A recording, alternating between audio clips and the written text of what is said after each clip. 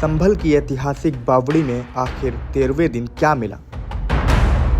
13 दिन बाद आखिर संभल की बावड़ी की खुदाई क्यों रोक दी गई? खुदाई के दौरान एएसआई को किस खतरे की आहट आन पड़ी?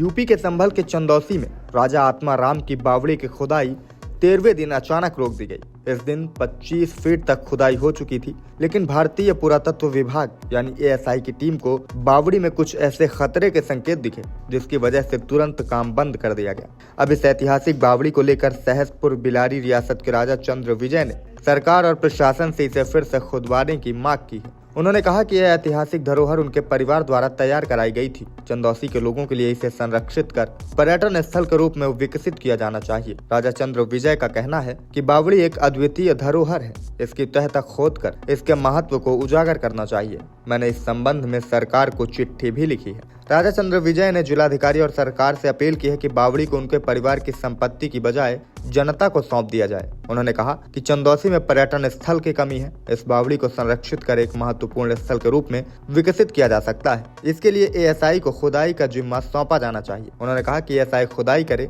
ये बावड़ी हमारे परिवार की बनाई हुई है, यहाँ लोगों के लिए अनोखी चीज है, सरकार इसे अपने अधीन लेकर चंदौसी के लोगों को सौंप दे। राजा चंद्र विजय ने कहा कि बावड़ी हमारी लेकिन हमें नहीं चाहिए, ये चंदौसी के लोगों को सौंप दी जाए। चंदौसी में कोई पर्यटन स्थल नहीं है। आपको बता दें कि राजा चंद्र विजय सहसपुर बिलारी रियासत के वारिस हैं और कुंदरकी से भारतीय जनता पार्टी के विधायक भी रह चुके हैं। मुरादाबाद से वो सांसद भी रहे हैं। उनके परिवार का चंदौसी और आसपास के क्षेत्र में ऐतिहासिक और राजनैतिक योगदान रहा है। बावड़ी को लेकर सवाल उठ रहा है कि आखिर 13 दिनों तक खुदाई के बाद इसे अचानक क्यों रोक दिया गया? इस दौरान क्या क्या चीजें मिली और क्या इसमें कोई ऐतिहासिक महत्व की चीजें भी मिली हैं?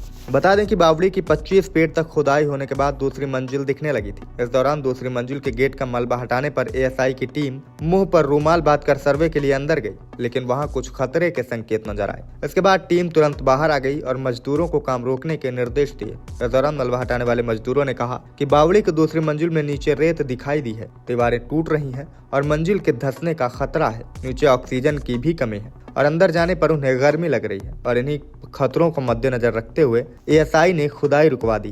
तो इस वीडियो में फिलहाल इतना ही। लगातार खबरों से अपडेट रहने के लिए देखते रहें IBC 24 यूपी UK।